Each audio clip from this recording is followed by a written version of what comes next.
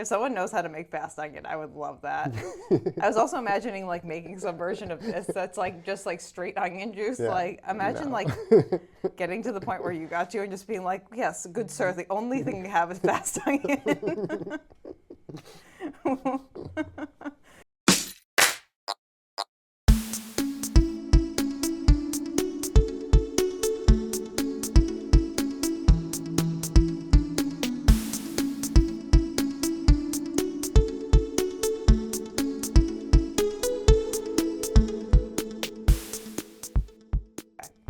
Hello, friends, and welcome back to Runnah, running on Cape Cod, Massachusetts and beyond, and welcome back to your favorite local running community. I'm Juliana, and we're back at the Falmouth Running Club office, and we have my banner now this time, which is very exciting, and you might recognize the face of the gentleman next to me. It is the one, the only, Benjamin Zamore. Well, you said Banner. I thought you said Ben. It's one of those names that sounds like. Oh, is that why you everything. waved? Yeah, I did. I thought you were just like kind of like anticipating I was going to introduce you, and we're just No, like. I'll respond to anything that ends in an EN or starts with a B. Okay, so what is that? What are the words? Most words. Button. Yeah, no. You found the exception. I don't know. I can't think of any other words that start with that. Instead. This is going well. Yeah, this is going really well. Well, Ben is back. And this that time, was my cue, right? Yes, I said Ben instead of Banner. But look at the banner. But look at the banner, though. It's so nice. I paid like $35 for it. I got my money out of it already. Yeah. It's pretty good for like $35. I want to get you like a cardboard roll tube to like.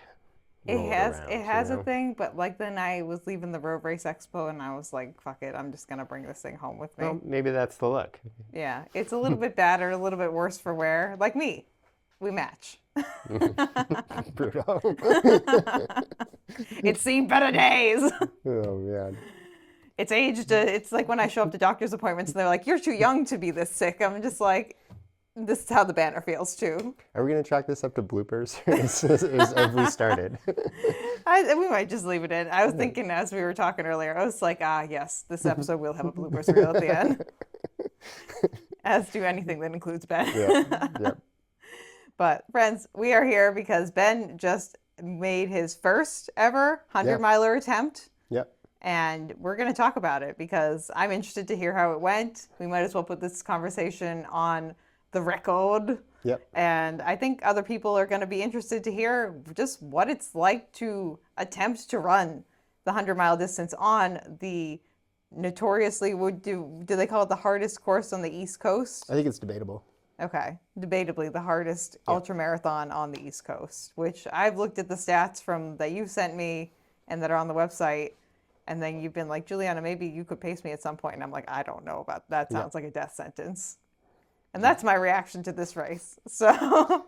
Yeah, I think part of my goal is just to put a record out there. There's not a lot of information about it. And so there's quite a high bar to get into the race, not because there's a wait list. There isn't, and that's why you should sign up for it. But there's not a lot of information about it. And I didn't have a lot of information the first time I did it. And this was my third time through the course. I've done two 50-mile successful races, and then this was my first 100-mile DNF.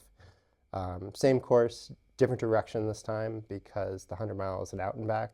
The 50, you get driven out to the back, and then you run into the starting line.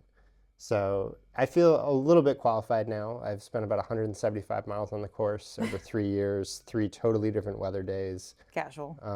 Yeah, day, night, around about 24 hours per attempt. And that's right about where I dropped out this time. Yeah. Well, technically, if you kind of did succeed at the 50-mile distance this time, but it was like for the 100-mile, it wasn't a technical success. So. I think we'll circle back to that when we talk about DNFing, but it struck me both at the time and afterwards that this was by far my most successful 50-miler. I had just signed up for the 100-mile a few weeks beforehand. Not a few weeks, maybe 2 months beforehand. So in that sense, I'd moved the goalposts, and it was no longer enough to achieve what I'd done before, which I think feels great, given the reasons I got into this race in the first place. Yeah. But just an overview of the race, it's 29,000 feet of vertical gain only. So for those mathematicians out there. I don't think only is the correct word. Well, to here's use what I mean by after that. It's 29,000 feet up and at least 29,000 feet down as well. Okay. Because you end where you start. And so it's really, I think, the down that's actually ultimately harder than the up. It's a little more cognitively easy and, you know, easy on the body to go up after a long time versus going down is quite a jolting motion. And that's what gets really painful. I do not mind going up, but going down, I have a lot of respect for. I mean, you know how I am on downhills, Ben. Yeah, you take it slow. I walk because I am terrible at downhills. I hate downhills. When you sent me that route that I ran out in Williamstown, I ran up the hills just fine. I got to the top and I was like, fuck, I got to run down these hills. And I was not happy about having to run back down them. Yeah. The ups are fine. The downs are no thank you. Well, I think that's the kind of thing that gets ignored. Like there are a lot of there are a handful of really good top-down analyses of this race where they'll compare it to other races that are similar to it. And if you just look at the stats, it seems like, oh, I have to go up 29,000 feet. Yeah. But you have to go up and down 29,000 feet. Yeah. And that's a really different thing than just going up. Yeah. How did you originally find the Jigger Johnson races? Remind me. I know you told me like a while ago.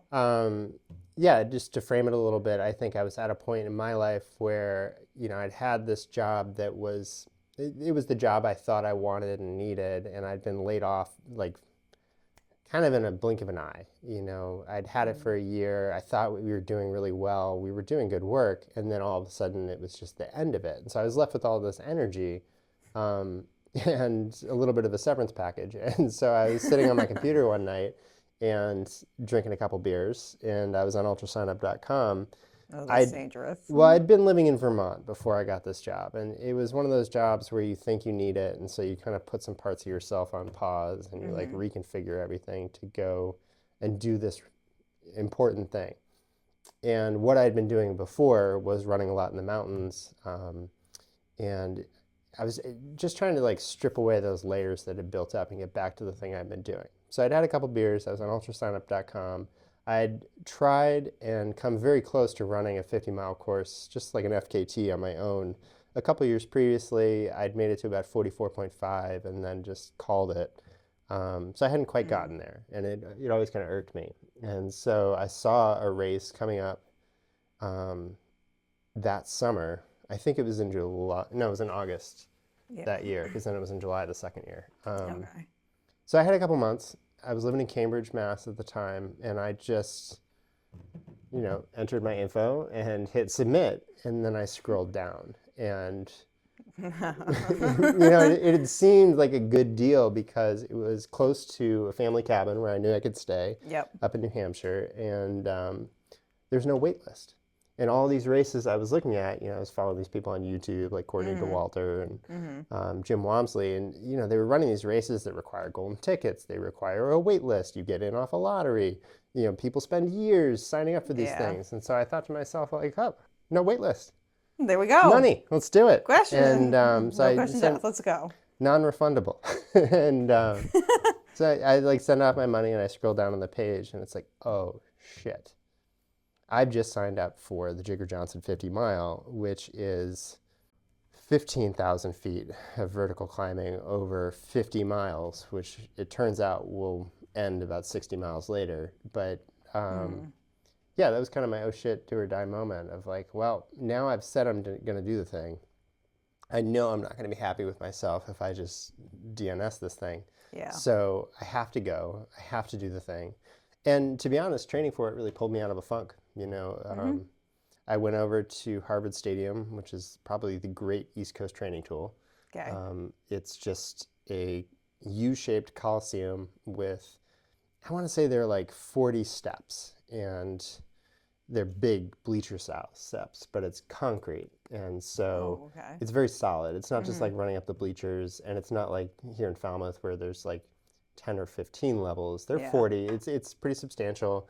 And you can kind of make these workouts for yourself where you go up and down and up and down. And I didn't really know it at the time, but that was awesome training for this race, particularly living near sea level, living on the flat. Yeah. And so, yeah, training for it totally kept me focused at a time when I could have really drifted.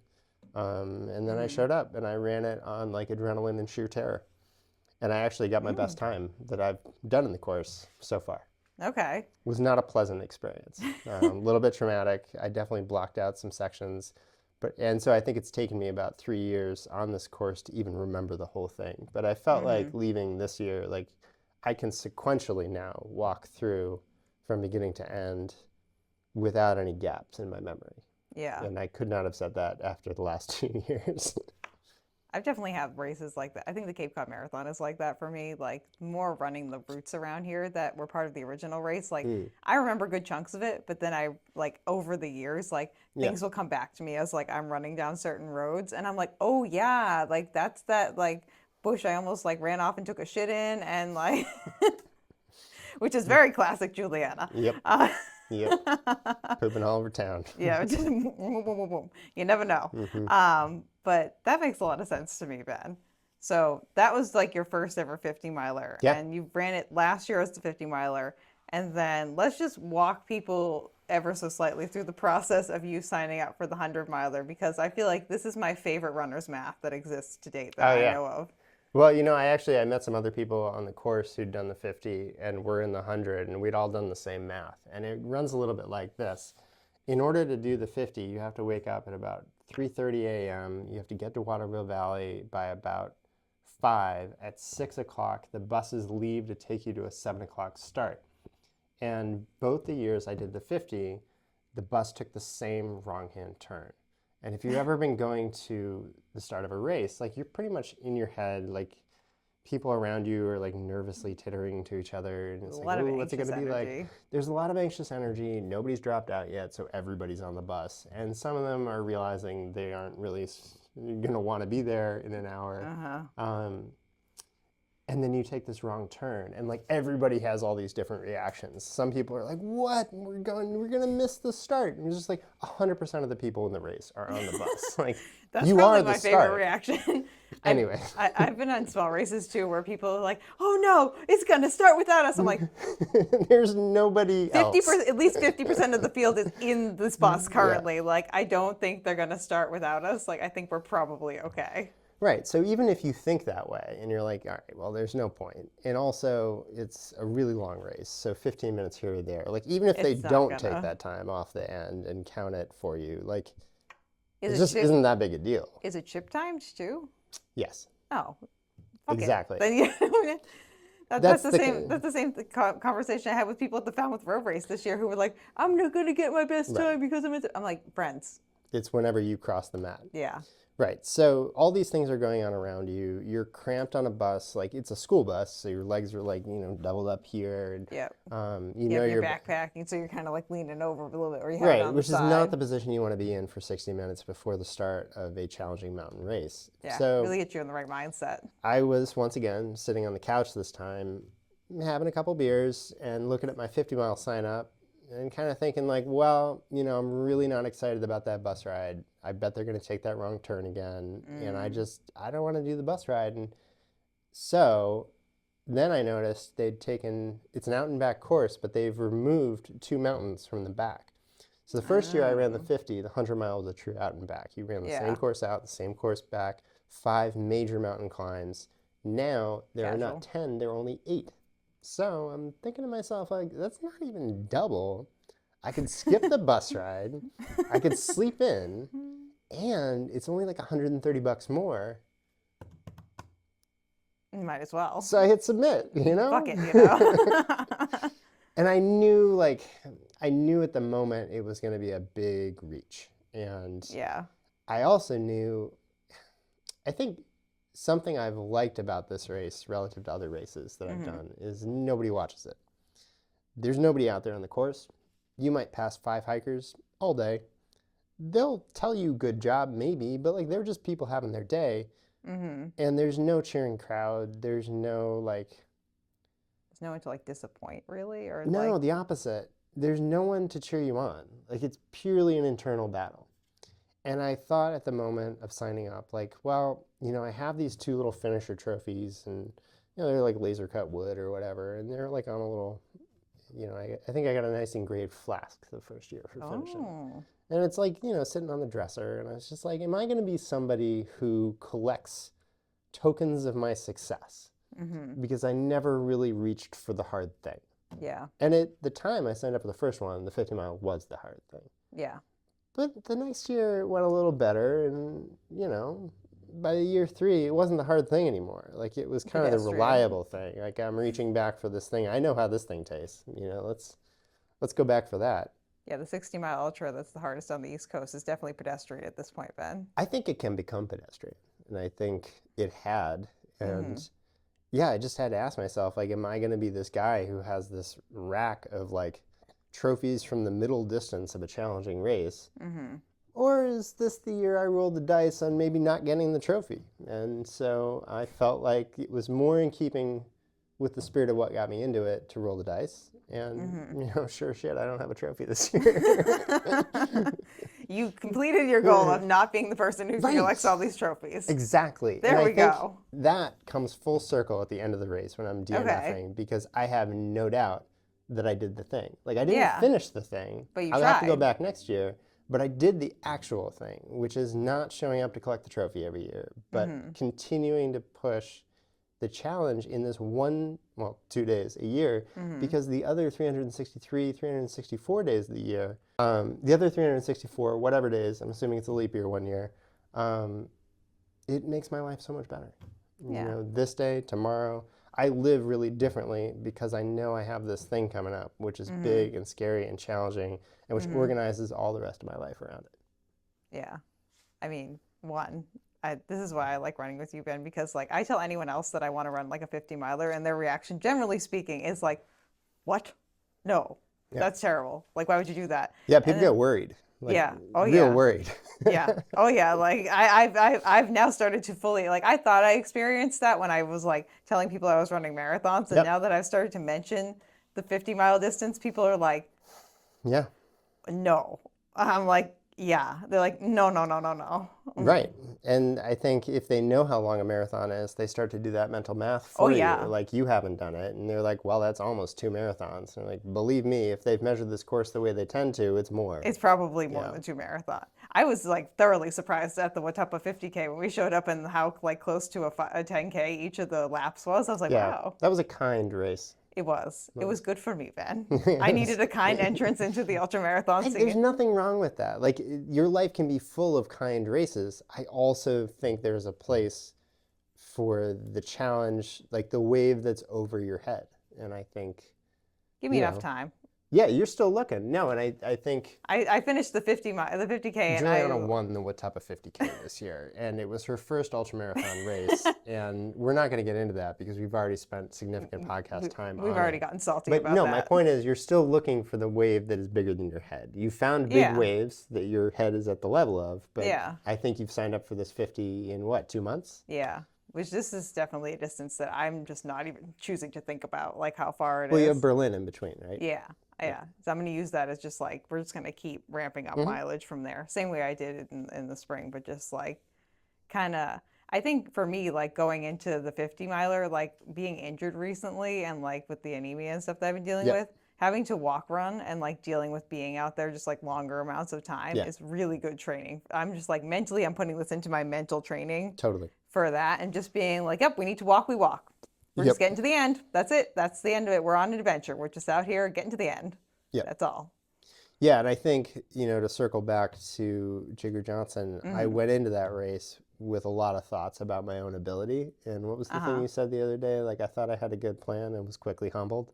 Probably. Like, something like that. Happened. I had all these goals. Like, I'd done the splits. I was like, oh, I'm going to set a course record here. Like, this is awesome. How could anybody, yada, yada, yada. You can imagine. How can you even doubt me? I'm just like a superhuman being. Right. And I was in the top 5 and feeling very good about myself until it flattened out.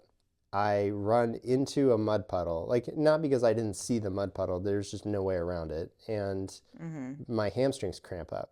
And I'm, at this point, 18 inches deep in mud. I can't move. Like, I can't lift my legs out of the mud. Like, I'm just there in the mud. And, you know, there are people kind of going by. And, like, I'm watching that top 5. Like, it was meaningless to be in the top 5 ever. That fast. Maybe. Like, and it's close to the start of the race. Right. It just had no bearing on anything. It's like the time I ran with I got to start with the elite females at the Falmouth Road Race. Yep. I was with the elites for about 20 seconds. Right. And then I was very quickly like they were gone. So that was the and I think there's a lot of life like this. Like there's a lot of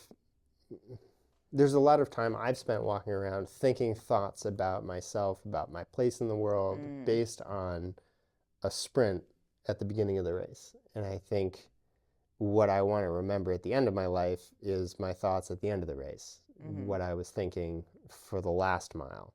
Yeah. So anyways, it very quickly taught me a level of respect, which has stayed with me. Never again have I sprinted off the start line like that. And I've come across a lot of people who have, and I'm realizing like I wasn't alone in that. Like I wasn't uniquely hubristic in the way that I started that race. I was a human being having a human moment in a race. I've also learned very quickly, especially during this podcast, there are a lot of people who need to become part of Juliana's pacing school for reformed sprinters. Yeah. Yeah, I know. You keep telling me about this thing where you start out easy and then hammer it in the end, but I just have never done it. I mostly just, I even when I'm not trying, I work as a metronome. Like I fall into, I think back to that moment a lot where you were like, Juliana, do you want to like try and pass that person? And I'm like, no. Yep. Like, but we could pass that person. I'm like, no.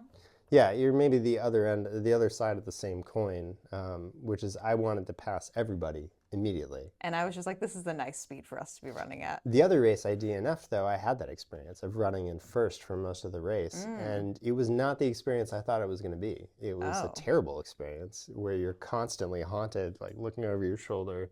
Because it's the same problem. Like you're wrapped up in other people's experience of the race. You're not having your own experience. You're having their experience through your body. And it's never pleasant. No. So, yeah, I think I don't like doing that. Both those races stand out as a lesson in that. I do feel like we're getting broad, and for the folks, like if you found this podcast because you signed up for Jigger Johnson and you're starting to recognize my story and your story, like stay tuned for the next minute or two because I do want to break down the race and just what the parts are and how to think about the parts. So 29,000 feet breaks down to 2,900 flights of stairs. 2,900 flights of stairs up, 2,900 flights of stairs down. Now, the stairs aren't consecutive. That would be wild. And there are some races like that where you run consecutive flights of stairs all the way up and all the way back down. That's not the way this course works. There are 8 major climbs, and I'll talk about the 100 mile here. There are 8 major climbs. You do Mount Tecumseh, Mount Osceola, Mount Tremont, Big Attitash, and South Moat. You actually do all the moats. So don't let South Moat, being the name of the big mountain on the map, fool you. You're doing all the moats. It's a big up, down, up, down, up, down. Oh, okay. Moat. So there are 5 mountains out, 3 mountains back because you skip Osceola and Tecumseh. So you're done after Tremont. So the whole order of the race, in the first, let's call it the first day, you're going to do 5 climbs. You're going to do Tecumseh, Osceola, Tremont, Attitash, moats. Then you're going to turn right around and do moats, Attitash, Tremont. And then you have a long period of like the most runnable section of the course, bar none, probably. I'm like thinking about this from like a practical, like boots on the ground standpoint now. And my only thought in my head is, Juliana, you are not prepared to do this race in any capacity. All right, let's keep going because you have those 2,900 flights of stairs. And at each of those 8 climbs, it's like running 250 flights of stairs. So casual. Yeah, approximately, let's say 2,000 of the flights of stairs take place in those big climbs. And then there are another 900 flights of stairs on each of the smaller elsewhere on the course.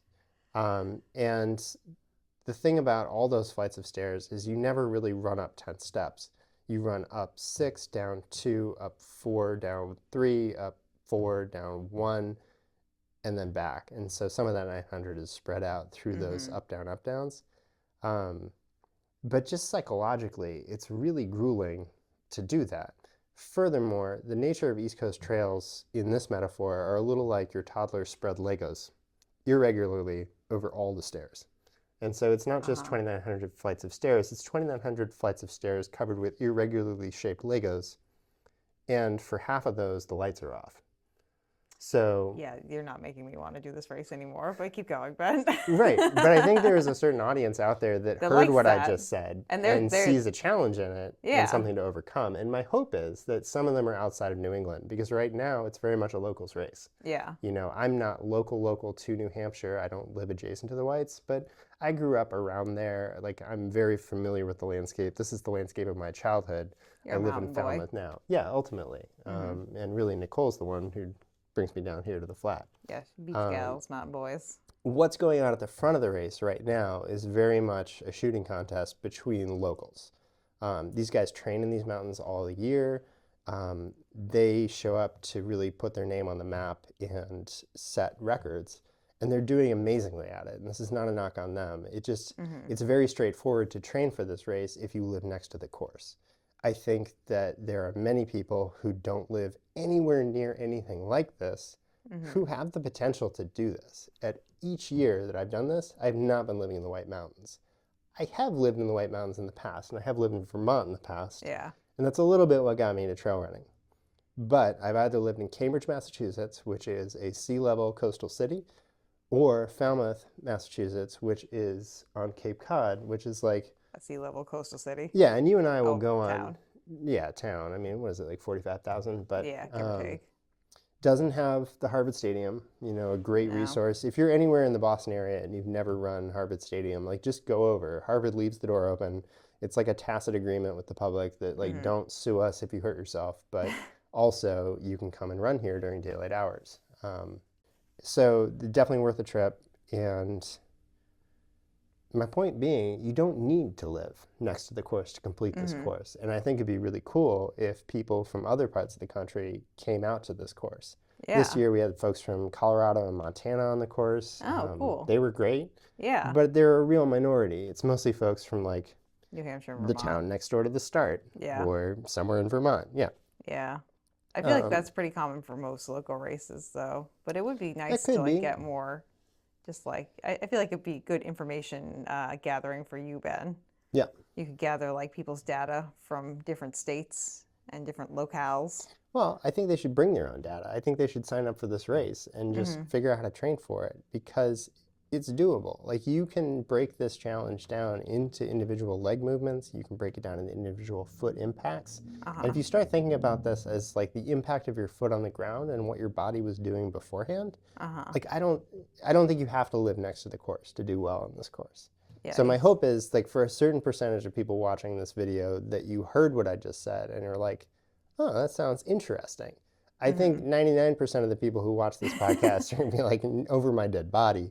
But this is for the one who's out there. Yeah. So. Well, as you and I both know, the ultra trail running scene, generally speaking, is not, like, voluptuous in the numbers of people who participate, but the people who do participate are very passionate about participating in it.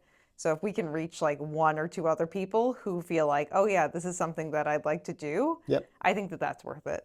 Yeah, and I think, you know, the first year I signed up for it, there just wasn't any information. And so I was looking at this map, and, you know, I'm quite data-minded, so I was looking at... You don't say.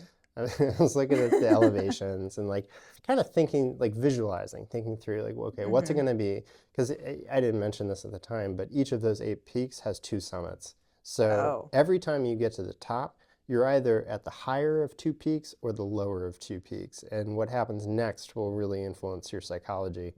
So I'm looking at this course and I'm looking like, oh, okay, jagged peaks. So, like, when I get to the top, I should be ready to go down and then up again in short order. And I wish that somebody had set out that the course is runnable, like, not at a fast run, but, like, you can complete it. And 2, just what that experience was like. And I think I unintentionally trained really well in the Harvard Stadium without knowing what it was doing or why it would work. But what you do there is, I think there are like 38 or 42 sections. Yeah. And so most people run a zigzag where you go up, down, up, down, up, down. You go up the big steps, down the little steps, up the big steps, down the little steps. But there are other ways to break it up too. You can go halfway up, halfway down. I'd like to, you know, like most things, I like to do it backwards also. So you go backwards up, down the little steps, backwards up, down the little steps. So you begin to make different combinations. And that type of stop-start training was really good training for those up-down mountaintops, where you can't really ever accomplish the peak. You accomplish half the peak, then you go down a little bit, then you go back up right when you're hurting the most, and then you go all the way down, and then you go back up. And then you're really in pain, and then you're like, oh, now I guess I'm going down now. It's like, oh, okay. And I think the training I've done here in Falmouth has been much more regular. You know, it's been much more like put on a weighted vest and go for a 10-mile run. And that has none of the same psychological depth. And I think what I wish that had been impressed on me first, because I got lucky, and I didn't have to get lucky, and two, wish that it could be communicated to other people, is that it's really that stop-start training. Like, how do you turn around when you stop? How do you go up once you've gotten down? How do you do all those things so much that you get really bored with that decision? Because otherwise, I think you get to the bottom of things and it's like, whoop, I have to go all the way up again. And that's a really big psychological barrier. So I think that's why a lot of people drop out. I feel like that's where it makes it so much different than like road running, because like road running is very predictable, and like you're like, oh yeah, like I'm training for Berlin right now. It's like Berlin's a flat course. It's like, great, I can train on a flat course, like, and it's gonna be flat like the whole way pretty much. So there's none of that like randomness. This brings me back to the thought that I shared with you a while ago about like making an ultra runner treadmill, about just like chucking things at you, like as like, and like throwing like attachable rocks that just like go on there, and then just being like, it's raining, and then just like and like throwing leaves at you and stuff, and just like creating a randomized experience essentially. Which, and just like randomly like making the treadmill go like up or down at like any given point in time without warning you. Yeah, it's the loss of control. I mean, going from point A to point B, like the start to the finish on an ultramarathon course, you lose the control of stopping without DNFing the race. And so, yeah, like surrendering the choice to be running is, I think, what it means to participate in a race. Yeah, I think it's that notion of I'm here. And just like just being dwelling in the moment. Just being, again, like kind of what I talked about a minute ago, just being like, we are going to get to the end and we'll get there. Yeah. We're on an adventure. We're just out here doing our thing, and we're going to get to the end at some point. We just got to like move through this one moment and then the next one. Okay. So that's the course, like what the course consists of. I think the stairs metaphor is a really easy way to understand that. Just run up and down the stairs in different combinations. The second part that I was maybe not prepared for but have learned since is just how much of the mental, like the content of our mental thoughts, is simply hunger related. I think until I did this race, I had been mistaking the content of my thoughts for the value of my thoughts. And I think, so like you remember absolute value in math, right? Like anyways, maybe that's a bad metaphor. Squared? No. Pythagorean theorem, maybe? No, that was not it. Like, all right, so your brain is telling you all these things, like, oh, you're behind, you're not doing well, you're yada, yada, yada, like eating away at you, and all these different, and it's all the voices from your past, like, oh, you can't do that, you know, what a bad idea. That's the content of your thoughts. That one thing that like Jeremy LaValle said to you in first grade. The value of your thoughts, the value, yeah, exactly. The value of your thoughts. Yeah, if it's anything from first grade, it's what I'm talking about here. Yeah. The value of your thoughts, or the absolute value, is just that you're hungry. Like my negative self-talk doesn't mean anything except that it's time to eat, or that I'm 10 minutes past time to eat. It doesn't matter what I think of when that moment comes. It has no bearing on what will happen next. Yeah. What matters is that I slow down and take in some calories. And so, you know, something Nicole and I have been playing around with a little bit is like, is there negative self-talk, or is there just a failure to arrive at 200 to 300 easily digestible calories per hour? And I think based on how this race went relative to the last two races where I was severely underfueled, the negative self-talk was gone. Oh. You know, it's not like I've had some Zen meditation breakthrough. It's like I'm eating 200 to 300 calories per hour. And furthermore, when my race began to deteriorate, it's because I wasn't. That's the only thing that was going on. Like I was wrapped up in the content of what was going around me, the worst being when I was hungry. Yeah. I feel like that's a skill that a lot of people like don't know how to like, they just don't know their body well enough or their brain well enough to just be like, oh, this is actually this happening. Yep. this is not actually me being mad about the thing again that Jeremy LaValle said to me in first grade. Right. This is me like either needing food or fluids, or like I'm just tired. Yep. Like I'm just feeling this way because my body is physically exhausted. Well, I'm watching some friends go through like early childhood with their own children now. And I think it's really easy with babies because they just are crying. Yeah. There's no content, it's only value. And so you're left as a parent to try and troubleshoot, like, are you hungry? Do you need to sleep? Do you need cleaning? Like, what is it? Yeah. And as we grow older, we develop these brains which like put content in there, but we're really just crying babies at some level. Yeah. And I think this race took me back to that awareness that it doesn't matter the substance or the pitch of the cries, it's a basic signal. Like, yeah, my body is sending very basic signals to me, and I need to stop spending so much time interpreting them and just eat. Yeah. So it definitely is something that I've definitely learned as I've like started just doing more distance running and stuff too. Yeah. And also just like having all the weird chronic illnesses that I have too. Like sometimes I'm just like, everything hurts. This is going on. It's like, why am I grumpy? It's like, oh yeah, Julian, you haven't slept well in like 3 days because like you keep waking up because your calves are cramping at night in the middle of the night. You're just tired. I think the good point you made to me the other day was that it's not only about, what food you put in your mouth, but it's about how your body handles it as well. And yeah, for sure. You pointed out that it doesn't matter how much broccoli you eat, you're not absorbing iron very well. And so you can eat a ton of broccoli and it's not going to impact your iron levels because there's the mechanical breakdown of food, but then there's the absorption of nutrients. And those things both need to take place in a race setting. I mean, in daily life too, but what we're talking about here is a race.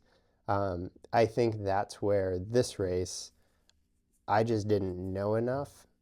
And also, wow, how far I've come since last year or the year before. But even so, I was paying attention in the beginning of the race where it was going well to the mechanical breakdown of food. Like, am I getting the food into my body? Am I ripping the tops off the gels? Am I doing the thing? And I was not paying enough attention to absorption such that that small deficit built up and built up and built up until it hammered me. And I just lost all ability to eat whatsoever. And like, not even like I was nauseous or throwing up, like I was existentially uninterested in food. And it seemed like I would never be interested in food again. And I think it took about 16 hours before I really like sat down, had a bowl of Cape Cod chips, and bringing this full circle. Yeah, bringing back to Cape Cod. Yeah, and after that, I was fine. But I think that's the other point. In addition to the 2,900 flights of stairs, like this is an eating contest. And it's not an eating contest between people. It's an eating contest with your health, with yourself to stay motivated to consume food. Because there wasn't really anything else going wrong with my race. Yeah. But I was 100 calories short, maybe per hour, maybe only 50 calories short per hour. Over 24 hours, it added up. Yep. And after mile 50, that pace line starts getting real jagged. And that was a sure sign that, in retrospect, that was a sure sign that something was off. Even before those thoughts started to come to the fore of, oh, this isn't going well. Like, I think this is going to take longer on this segment than I planned. Whatever, that's the content. The value was I was hungry. The problem was I couldn't put the food in my mouth because I hadn't absorbed the food well enough. So that's the other thing I think I would push people to practice is even if you can't practice on the incredible vertical gain, practice eating just after a run. Practice getting your body ready for food and digestion in the course of a run. And I think that skill can be practiced independently of the White Mountains. And that if you apply it in the White Mountains, you're going to do much better than if you didn't. And sure enough, I look back at my first 2 50-mile attempts on this course. And even though I finished the race, my pace is all over the map. Like, you can tell I'm just this frantic little mouse, like throwing myself against the walls of the cage. Like, let me out, let me out. You're just like eating up whatever scraps that like comes to you very much in the moment, and then just like moving so here's on. how bad it was. Like the first year, I think I took 15 gels, maybe, and ate like 8 of them. I think I took in about 800 to maybe 1,000 calories, like over the course of the race. Yeah, I don't know how I survived it. I think I was in mild rhabdo by the end of it. The second year, I was even less interested in eating, but knew I needed to. and for some reason decided not to take a bladder, like a water pack in my bag. I was like, no, I'm just going to use handhelds. And that race, I was dehydrated. Oh yeah, the first year I ran out of water Nice. because, rookie mistake, didn't take the bladder out of the bag to fill it. So when the volunteer helped me fill it, we only filled like 200 milliliters. Oh. Because all the stuff from the required kit was pressing against it. And just didn't think of it until I ran out of water half a mile past the aid station. I was like, oh shit, I have a 14-mile segment here. Yeah, with like no water. Yeah. And so that really took my pace down. I was moving pretty well up until that point, and after that, it was a survival fest. The second year, for some reason, just also didn't take water. I was like, I'll be fine. I had 2 750 milliliter handhelds, which was a dumb idea because then I couldn't use my hands, which maybe is a good time to tell you about the MVP of this race, which is these. Did we name these? Trekking poles. No, I'm just pretty sure they're magical. I feel like they need, if they're gonna have like this much lore, Ben, you got to name the trekking poles. They have to be like the Green Giant or like Green Bean Machine.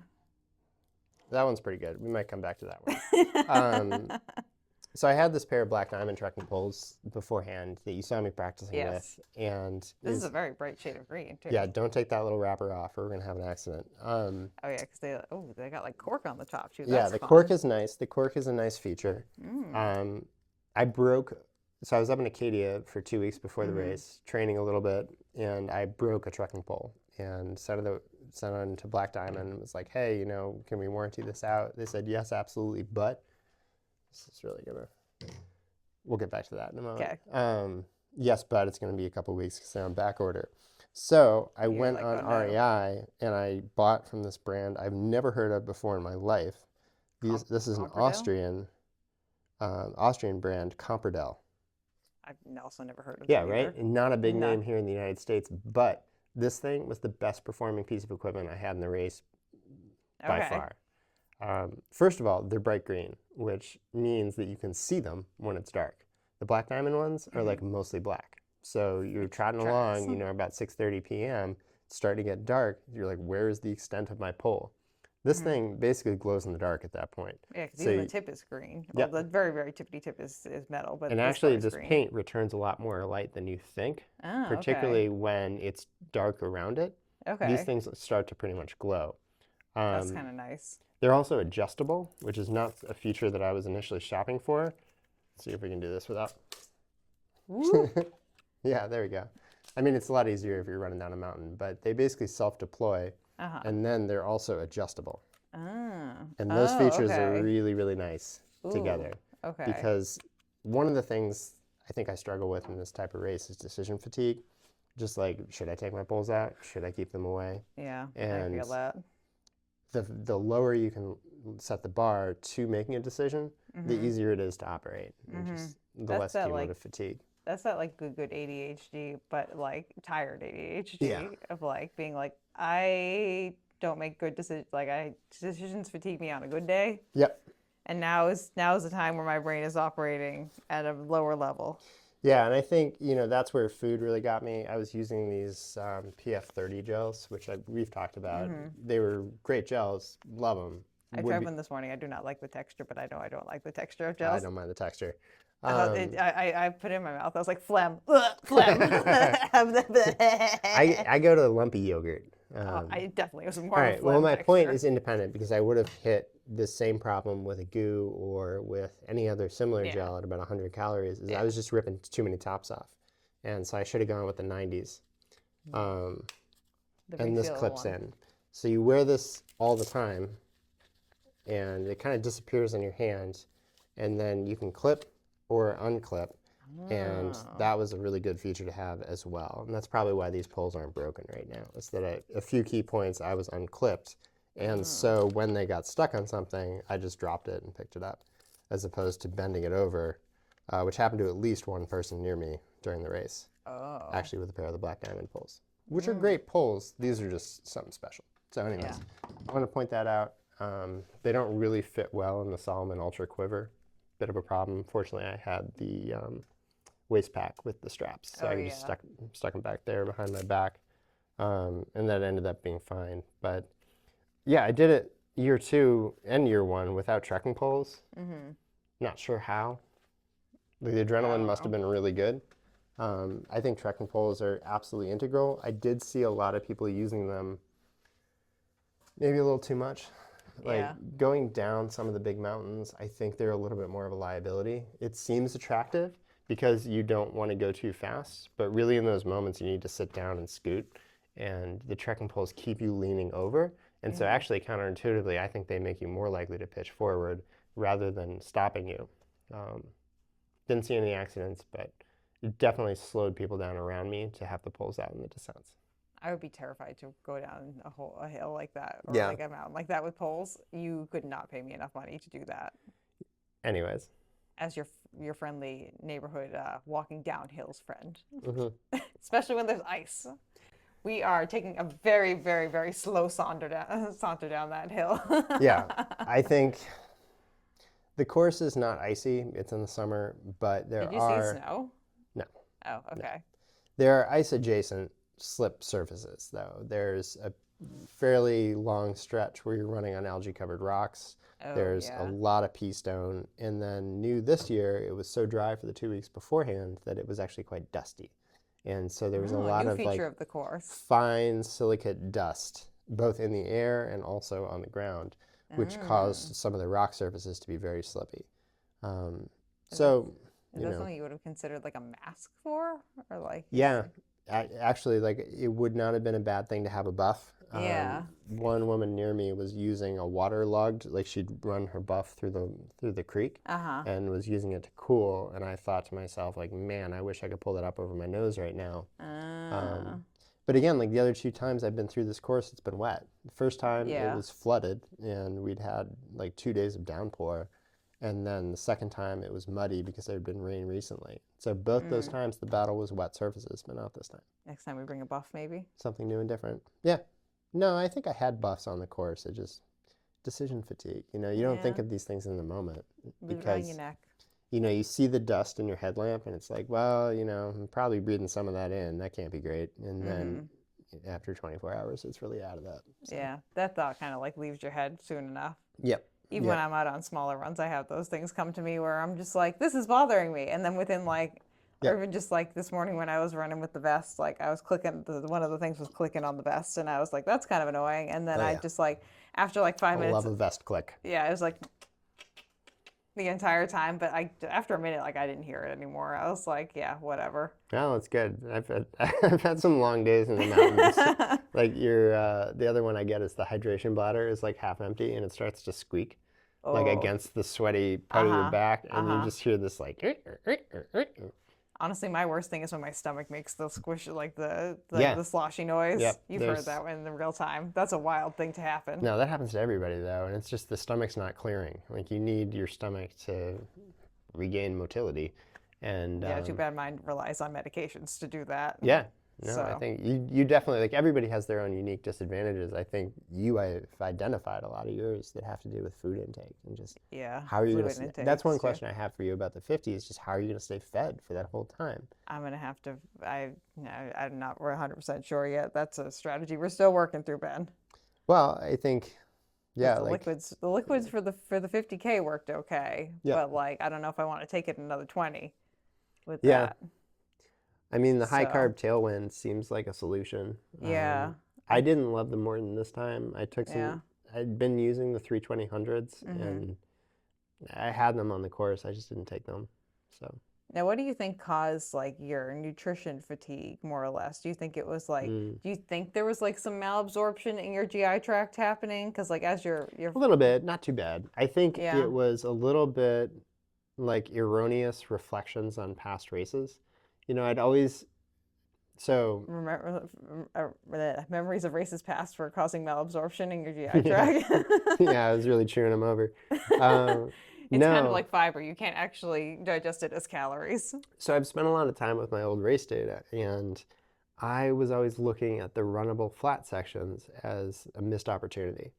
Like, oh man, this conversation. If I'd only been able to run the flats, I would have saved so much time. Maybe like 2 hours. And my goal for the 50 was get sub 20. So, which I've never done.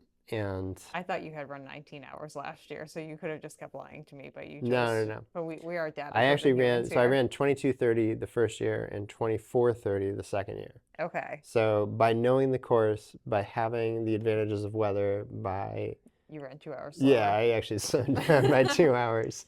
You're taking in the sights, you know? You're just like, ah, yes, my old friends. It's nice to chat with these trees. Well, a and these little bit. Like I birds. knew what was coming up, so I would like slow down for it and kind of, think my way through it. And that all added up. So anyways, I was looking at the flats like, oh man, if I could only run on those flats, I would save so much time. And so this time I did. I actually ran for a long period of the flats. Okay. And I saved a little time. But because I was running, I wasn't eating. And man, what a missed opportunity to put down a couple thousand calories. If I had just treated that as like a walking buffet, I could have eaten maybe as much as like 1,500 calories. And probably in each of the runnable sections. Yeah, definitely. Like that was the key. I should not have been running at all. I should have been descending faster. Yep. Which I was not in the kind of like shape to do. Not in descension shape. Yeah, that seems to be where the real gains are being made. And I say that now, like the 50 mile is an out. Well, it's a back. So you never see the leaders. Like once they leave you, they're gone. Yeah. And they never come back. The out and back though, I actually got to see the lead 3 come back towards me. And then a little bit later, I actually got to see probably the first 15 come back against me. So you get a real chance to observe how everybody else is moving. And the first 3 guys are just elite. Like they're flying. And it's really on the downhills that I'm watching their motion be very different from mine. It's much more like a marionette on loose strings. It's like kind of herky-jerky. Yeah. They're bouncing with loose knees in the rhythm of the landscape. Like I was descending efficiently, moving in the way of somebody who's careful about flexibility and strength training, all that. But they were bouncing. And I have to figure out how to do that. Like I don't know how to do that today. You gotta be more boingy. Yeah, more boingy. And they were in good shape. Like they train all the time. The guy who won, Peter Bonito, does these crazy training sessions where he does like 3 times up Mount Monadnock or Moose Lock. He's just like up, down, up, down, up, down. And that's his afternoon. And then he'll do the same thing again the next day. And then he does longer efforts. Wild. Yeah, so he was running like somebody who trains that way. And that's crazy. Massive respect to him for doing all that work. He's clearly had a breakthrough. So that was like one group. Then there's another group of locals who are just ferociously thrashing the course based on their fitness level being pretty high. And they're familiar. They don't spend a lot of time looking for directions. They've just grown up in that area, or they lived there for a long time. Yeah, it seems familiar. That's their casual backyard run. Those guys are moving really fluidly.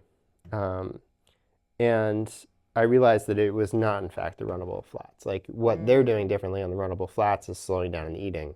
These guys are leaving the aid stations with food, like in their hands, and just having a meal for themselves in the next 3-4 miles. Sandwiches and pizzas. And precisely. It's a little bit more like, chili or some soup with noodles or that kind of thing. But they're being very good about leaving with food and spending the time to eat it well. So that's the project now is like, how do I set myself up to digest my way through this race?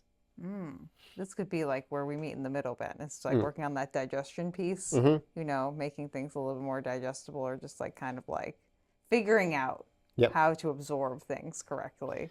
Yeah, the idea I'd had that I did not execute on for any good reason whatsoever was leaving hot soup broth in thermoses in my drop bags. I had this idea last year, and I just didn't do it this year. So next year we attempt that? Yeah, it's a little bit like the week before the race, you have to do all the prep work, and you start to get pretty nervous. And I think I was so up in my head that I was too nervous to really ace the prep work. Yeah. And I need to view the race as being about 7 days long. It includes the taper. It includes all the prep. And really, I start the race maybe a week before, like the weekend before. Yeah. Procuring ingredients, having thermoses. That was a big barrier. I just don't have enough thermoses. I don't have enough leak-proof thermoses. I feel like this is something we could remedy, Ben. Yeah, we could remedy it over at Ocean State Job Lot. Like it wasn't a huge thing, but all these little things become enormous when you're, like, oh my God, I'm going to run 100 miles. What? And I shouldn't have worried about it so much because I wasn't going to run 100 miles. I was going to run 58 miles. Yeah. I think definitely like I know when I've had races in the past that haven't gone well, like my body's a little bit more variable, I would say, than most people's bodies. But like I know I've had races where like I take the same fuel that I've been taking for years, and my body just like won't absorb it. Or like the worst ones are when my body won't absorb fluids. Yeah. And I'm just like, come on, work with me, let's go. Yeah. You know, let's kick into gear if we can. That happened to somebody I was training with in this race, and he ended up dropping very early just because he couldn't go half a mile without vomiting, and like. Yep. It was so heartbreaking to see how much work he'd put in and just no satisfaction. That's terrible. Yeah, and it was exactly as you say, like he was using tried and true strategies on a course he was familiar with. Wasn't anything different. No. Your body just like, because of the way it's built, it's like, nope, not today, friend. Yeah. And you're like, okay, yeah, sure, not today. Yeah. So I think that those situations were out there. I don't think that was my race. I think it was a slow kind of frog in a boiling water situation for me. Yeah. So what was the thought process that kind of got you to the point where you decided like, this is where I end because like you came back and like, as far as I can tell out from the outside, you're like largely the same, like externally, like muscle wise, like we've learned a lot of lessons. We're a bigger, better Ben inside internally. We are like living our best like mountain shaman life. The first mentally. 2 times through this course in the 50 miles laid me out flat on the floor. Like couldn't walk, couldn't go up and down stairs. I remember you coming back from Jigger Johnson last year and going to work at the Run House together afterwards. And you were like hobbling around. No, this wasn't that. Some things I went in 20 pounds heavier with no real, like, it wasn't fat. It was, I think, muscle. And again, I do not like. I didn't realize Ben had put a like. I didn't realize either because to me I looked the same. But to me, you also look the same. So I don't know. With steady fueling over a year, and that was the lesson leaving last year. It was like didn't eat enough. You know, knew it going in. Didn't take it seriously in the race. Didn't eat enough. Got wasted by it. Finished, but wasted. I was about 160 pounds for that race, and I entered this race. I weighed myself the week before, and I was quite surprised to learn I was 181 pounds without really changing shape. And I put that down to constant fueling during runs. Like when you and I run together, I'm always sipping a bottle. Yeah, and even if we just go for like an hour run, you just constantly. Because it's, I think, a good opportunity to put calories in the body while you're using them. You're not only training the body, but also replacing. And so, yeah, I've noticed a huge change in my energy levels, but also I'm realizing I haven't been stripping the muscle down every time. You know, when I was running to exhaustion, to deprivation, I was constantly reducing the amount of muscle on my body. And now that I'm no longer doing that, the muscle is free to accumulate. That's my explanation, at least. You know, I'm an outsider to this field, but that seems to be the change that I've made is a lot more tailwind, a lot more gels, and just constant eating, really. It kind of reminds me when I talk to people like nutrition-wise about their hydration, and people are like, well, I'm drinking coffee. That's fluid, right? I'm like, I equate a caffeinated beverage to 1.5, like 1 cup of whatever it is in, 1.5 out. Sure. So you're taking in fluid, but you're getting rid of like 1.5 times that. And there could have, this is a bit of an aside, but there could have been some caffeine impact on, I was really worried about going into the nights. Like I've just been sleeping really regularly. And so my body is quite trained to go to sleep. Yeah. And I was really worried. That's what I would worry about too, honestly. Yeah, so I probably had more caffeine than I needed. And that could definitely have reduced the amount of gut motility I was able to achieve with just a lack of liquids in my system over time. Yeah. That could be there. Another thing I probably should have mentioned about the race, and hopefully those folks are still listening, is that the aid stations are not evenly spaced. So in a lot of races, like in a looped course, you'll often have an aid station every 5 miles. That's a pretty standard distance. Yeah, even like the Cape Cod Marathon, every 2 miles we have an aid station. Yeah, so there are all these different opportunities to get the things you need. In this race, you go, I think it's like 8, 8, 14, 17. And I apologize if the math doesn't end up there. But the point is, trail math doesn't matter. In the 50 mile, which is the race I'd experienced before, you go 17, 14, 8, 8, 8. Maybe there's another 8 in there. But the point is there's like a group of 8-mile distances. Then there's a 14-mile, and then there's a 17-mile. And the 17-mile is Attitash and the Moats. So in that 14-mile section, you have a lot of runnable and a steep climb up Mount Tremont. Okay. Mount Tremont is like a spike in the middle of this course. Like, it's not really like the other mountains. Osceola and Tecumseh are like very interesting mountains. There's a lot to see. You get great views. There's like one spot with a view on Tremont, but for the most part, you're just in what feels like a jungle, either climbing up a slide or going down the world's most switchback staircase. And it's just a tremendously, like, that 14-mile section is like boring. It has that spike right in the middle. And then you do this 17-mile section, which is really different. So in the 100-mile, you start with those little guys, you go up through the 14, you accomplish Mount Tremont, and you're feeling good about yourself. You're back on the runnable flat in the Bartlett aid station. Then from Bartlett to South Moat, you do Big Attitash, which is a big up, down, up, down.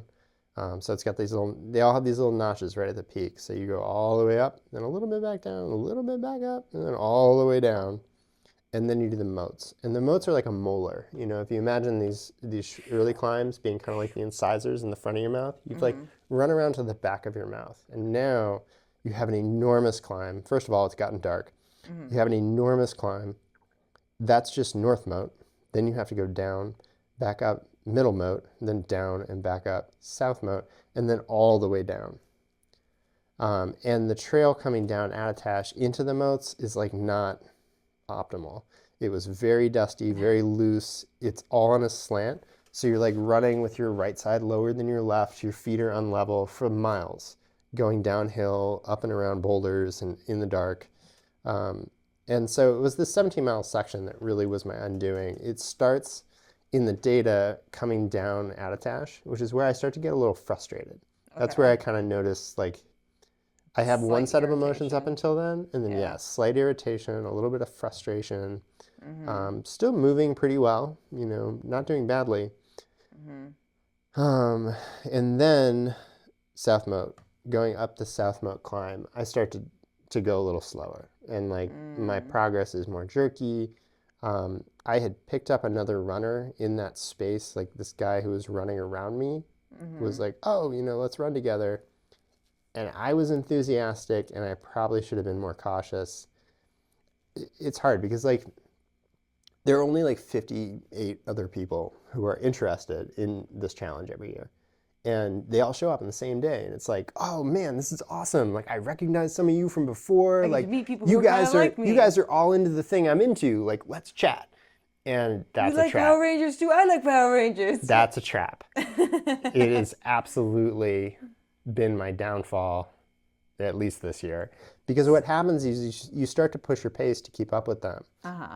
At the time, I weighted as like, okay, well, if he's got maybe a brighter headlamp and a different map, you know, I had a phone with Strava, which was great. Like, the problem was getting your phone out, getting it up, looking at the map, whatever, neither here nor there. He had CalTopo on a watch, so I was like, oh, well, between the two of us, that'll work. CalTopo on the watch turned out to be worse than worthless. Like, he could tell that he was near the trail, but he couldn't figure out which direction it was in. So the navigational aspect, I way overrated. Like, oh, it's going to be good to have this guy along. And the second one is, like, he was a nice guy. Like, we were having a good conversation, and that makes the miles go more easily. But when you're chatting, you're not eating. And you're also, like, obeying somebody else's clock. Like, you almost need to treat other people on this course as hallucinations. Like, you don't know if they're there. Like, maybe don't spend so much time connecting with them. Like, they might not be there. You might not be there if you talk to them. And that was something I'd had to remind myself year two. It was like, don't get wrapped up in other people's races. And I think that was one problem I had, is I got wrapped up in this guy's race. And he was moving pretty well. It was his second time attempting the 100. You know, not a lot of folks I've talked to who ended up succeeding in the 100 had not. There's like a double negative in here, but like, it's not every. A lot of people do it on the second time. So he was on his second attempt. He turned right around at the bottom and went back out.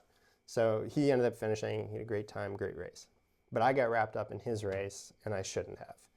I'm just genuinely surprised that you talked to this guy, Ben. I know. I was thinking of you at the time because I was like, oh man, look at me chatting with people. And that's a Juliana move right there. Right. And I have to remember, the reason I don't chat with people on the race course is that it is distracting.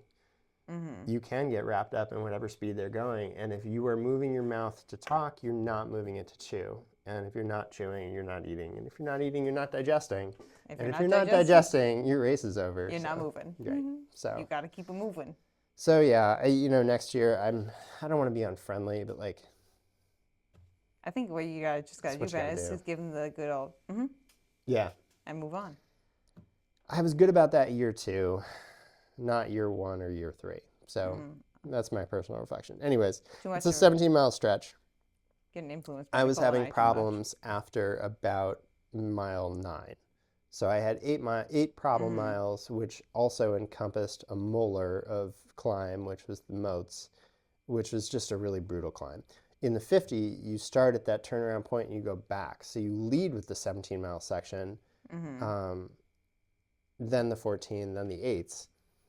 And I would describe the 8s as like a light slap to the face, and then the 14 and the 17 are like a punch. And in the 100, you get punched after being slapped. In the 50, you get punched first and then slapped. So by the time you're being slapped, you're like, oh, this is all right. It's fine. I've already been punched twice, so this is nothing. You can slap me. It's okay. Exactly. And so I got punched twice, and the second one coming down, I really knew, I think, like somewhere in middle moat to south moat that like, I texted Nicole at about 4:30 in the morning. I was like, hey, I'm not coming back from this. And 3 hours later I finished, which just goes to show how much time is out here. That I knew, and then there were 3 hours before I got to an aid station. And the aid station was great. It was run by somebody who's finished the 100. He had pancakes, he had broth, he had coffee, he had all the things you need. Yeah. And if he'd been there 10 miles sooner, like, I don't know, maybe, but no. Or just like set up camp and be like, this was a nice time. I think I'm going to have some pancakes. Yeah, I came in like a ghost of myself, and I was chatting with him a little bit, and he offered me all these things. They're very like attentive. It was a great aid station crew this year, and all the aid stations I passed. Yeah. And he offered me all these things. I just said, dude, I'm existentially disinterested in food right now. Like, yeah. It's not even about this race. I may never eat again. Yeah. So I've been there. Yeah. So that was the end of the race, and what was interesting to me is how other people change around you in that moment. And I think it's a little bit like in order to anchor themselves mentally so they don't get dragged into your DNF, they become very strange. Like they just stop acknowledging you. Like you're a body in space, but you no longer have a presence, is how I would describe it. You feel like a fly on the wall or like a ghost almost, where the race is still being run by these participants who are still in it. And for all intents and purposes, your body is like there, but you're not. You're not being treated as being there, which is... Is this a way that you are feeling internally? Because I've been in that spot where like I feel like I ghost human. Like I'm just like especially at the end of like a really bad race where I've like diarrheaed myself like to the point where I'm just like, I am a shell. Yep. I am a shell, and I'm here. And someone just like point me, I'm just like an avatar. I'm like beep, beep, beep, beep, beep, beep, beep, beep, because there's just nothing left. Or do you mean like, or do you mean like the other people around you are kind of like, I'd be curious, like generalizations. Yeah. This just, if you want to shoot off into generalization. I didn't feel like a shell of myself. I felt like I was fully present. Okay. And like my mind was there. Yeah. But it reminded me of, in 5th grade, there was a brief altercation on a Little League baseball field, which led to the rest of my 5th grade class refusing to speak to me. And for a couple days... Oh, Benjamin. For a couple days, they literally ghosted me. And it felt that way, of just, you're no longer a participant in the conversation which is going on. And that was really interesting. I think that caught me completely off guard. That... Do you think that was an internal tone shift just in reaction to like leaving, like kind of like stepping off a playing field almost? Or do you feel a little bit. That's a little bit how it feels. Like there's a soccer game going on or whatever, and like you step off the field and you're no longer playing the game. Yeah. There's a disconnect between being a player and then not being a player. Right. So that more than anything kind of caught me off guard. And I knew I wasn't going back out for 17 miles of that to get to the rest of the race course. Yeah. It wasn't a question of like willing myself through it. Like that's how I got to the aid station in the first place. There was no question of like safely turning around and going back out. So there wasn't a lot of regret. It wasn't a lot of, I just started counting down the days till next year. It was where my head was at. Like, all right. We're going to try this again. Not this time, but next year. We try again next year. Yep. Now, like outside reactions to it, because I think for me, this is just my personal internal experience, and I just touched my microphone as I shouldn't have, but okay. I was tracking you on the Jigger Johnson app, and I had no idea when you were finishing. I was watching your paces, but like I understand that you're passing over mats, then like the tracking is not like. Yeah, at one of the aid stations, there is no mat. Somebody's there with a clipboard. That always throws people. Yeah. I knew that the tracking was not reliable, and I was just like kind of just making sure you were like ticking off checkpoints. And I knew if something happened, Nicole was going to text me. But I checked the app like right before you actually physically dropped out.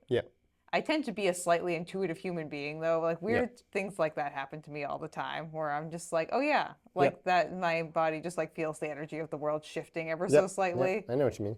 But like, it was just interesting for me to like check the app and be like, oh, Ben should be checking in actually off of the predicted time to the next aid station.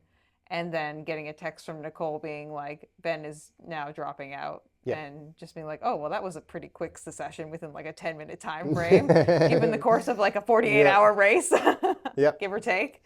Yeah, I mean, I'm lucky to have a really supportive partner. And I texted her at about 4:30 a.m. And as soon as she woke up, she must have checked her phone and texted me back that she'd come pick me up. There's no like, I don't know, there's no ill feeling. Like, it's a very comfortable family to attempt things from. And I think, my life hasn't always been that secure, so I have to be pretty grateful for that.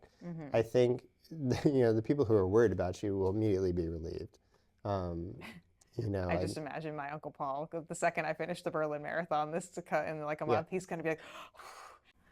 Yeah, and so, that group will probably watch this episode and realize I'm going back in a year to do it again and think to themselves, like, oh no, I hope he's okay. But no, there's no downside. Like, because it's not an enormous race with a lottery system and golden tickets to get in, like, I can just go back.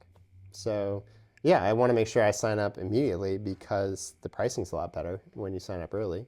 It does fill up, but it doesn't fill up until right before the start. So, I don't think that's a risk. I'm not worried about it. I'm more just like thinking, how can I do it better next year? Yeah. And the benefit I know is that I'm going to have a better year because I did this weekend.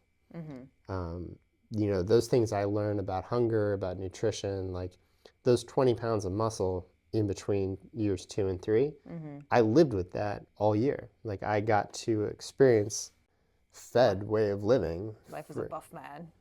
Well, as we've all agreed, like nobody noticed. I was like genuinely shocked when you told me that the other day. But internally, like I got to experience that health for all those other days of the year. And that's what I'm looking forward to this year. It's just, there's been some equipment gains. Like I'm into the trekking poles. Black Diamond is sending my second pair out. So I have now 2 pairs of trekking poles. Yeah. They've got better bags, better clothes. Everything is a little bit improved. And then in my mind, like I'm a little bit more secure in what my thoughts are and where they come from, which is to say 90% of what's going on in here is simply related to what isn't going on out here. Yeah. And Fast Pickle's a big part of that. So. Ben's trying to get me more brand deals. Hey, as long as they're salty. As long as you can like kind of like mooch off them a little bit. Savory brand deals. That's what I've been here for. Savory brand deals. Yeah.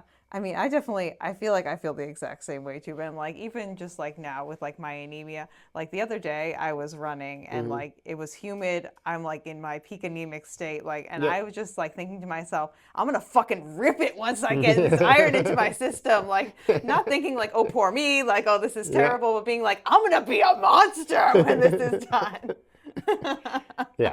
I will say I hit some like 7:30s today halfway through my run, and I was feels like, good. The tennis ball thing, I like that. Well, you got to explain what we're talking about. Oh, Ben told me to hold a tennis ball because I'm Yeah. trying to work on my arm, like get my arm swing back because I realized I've been really freaking lazy about Yeah. it. And just like I know, like told me to use tennis ball because it's like the same like kind of like resistance as As your muscles. And so you can work your muscles against the tennis ball very easily when you're holding the ball in your hands. And it's also just a little bit too large to clench. So it's going to open your muscles back out again. I think a lot of runners get into this place where we've clenched our hands, in not even like hard, but if you hold them like this, when other muscles get tensioned, they're tensioned against this clench. And so if you open that back up a little bit, you gain a lot of space in the rest of your body. And I think that's what you're experiencing this week. I can feel my shoulders like relaxing. Oh, yeah. Which for me, my biggest problem is that I start like bending backwards when I'm running, but to be able to like open my shoulders up and just be like a little bit. Yeah, totally. Makes a big difference for me. Yeah. Honestly, like 2 minutes on my pace just from the arm swings and that stuff alone. I was like, whoa, okay. Yeah, so you get all these little gains. Like when you dial up your goals, you get all these little gains, and those little gains add up to a much better life for the 99% of the time when you're not trying to achieve one of those goals.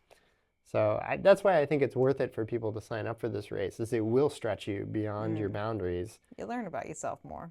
And you'll learn about yourself as opposed to who you are for other people, which I think is the big slippery danger with marathon running. Is like you learn a lot about who you are in a crowd, but who are you in your head alone?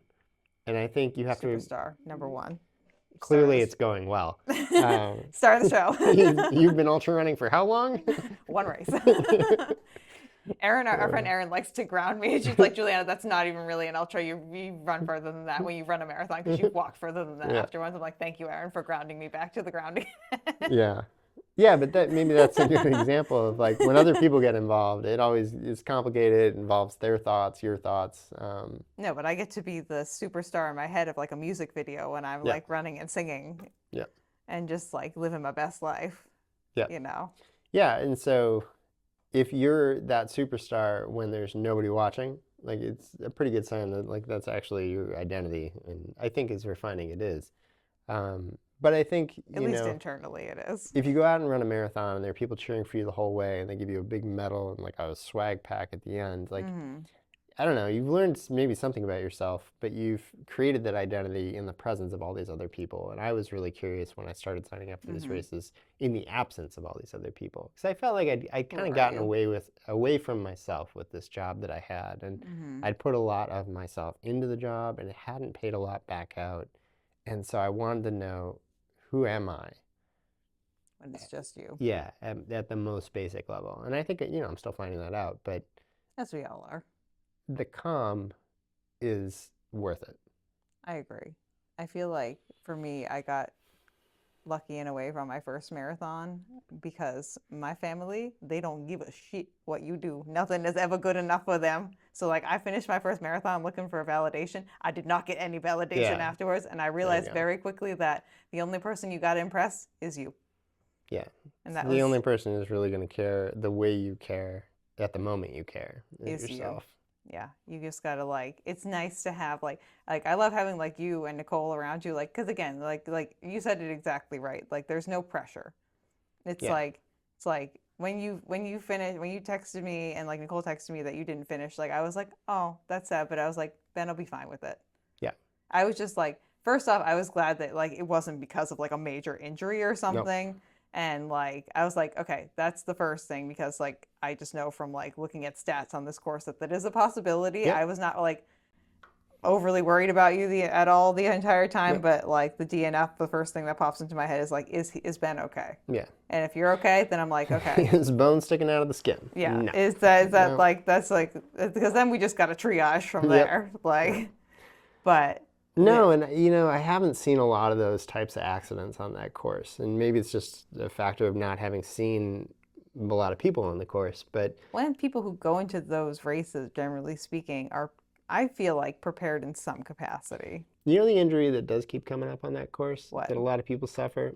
There are 4 or 5 moments on the course where trees lean down over the course because they've fallen. And if you see them coming, you go under them. Uh-huh. And you just judge how like high or low the tree is, and you misjudge, and then Or if you don't see them coming, you go straight into it.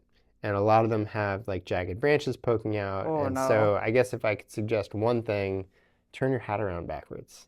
So the brim is not, there's not a lot of sun on the course. You know, it's good to have a hat maybe, but you don't actually need to like keep the sun out of your eyes. It's not Arizona. You don't need sunglasses. And I think switching to a backwards hat, one, makes you look cool. yeah, it makes you look like a, you know, what was that, backyard baseball? That's how I think of. I love backyard baseball. But you gain a little bit of your field of vision, and that's the injury I've had that I've seen other people have, is just head clobbers on trees, leading to a little bit of blood, and you know, just like some anger. Like there's nothing like hitting your head to just unleash rage. Yeah, to just make it so you're like, ah! Especially maybe at like 2 a.m. Nothing says... That's exactly when I hit mine. This is when I'm imagining me hitting my head on a tree, because the tree would blend in with the dark a little bit, because it's like a darker color. And I could see me being like looking at the ground, at rocks, and being like, I was going uphill. The tree was up here. I was looking down there. I had a hat on. And sure enough, bam, right in the face. Really blocking all that darkness out with that hat. Yeah, and that's it. Like, you don't need it, but you don't think about it until you've run into the tree. So. Yeah. Well, now we know. We start. That's my hot tip. Turn your hat around. Hat backward, ass backward, you know. Yeah. Yep. Well, I think we got to round it out, Ben, with what shoe did you choose to use? Because I know that you had multiple shoes you were choosing from. Yeah, so over the 175 miles I've spent on this course, I've used 4 different shoes. Okay. That's correct. I had the option for a 5th, which I'll reveal at the end here, but ooh, mystery shoe. The first year I chose the Salomon Speed Cross 6. Okay. Because I liked it from Vermont. I was familiar with it. I had a fresh pair of them.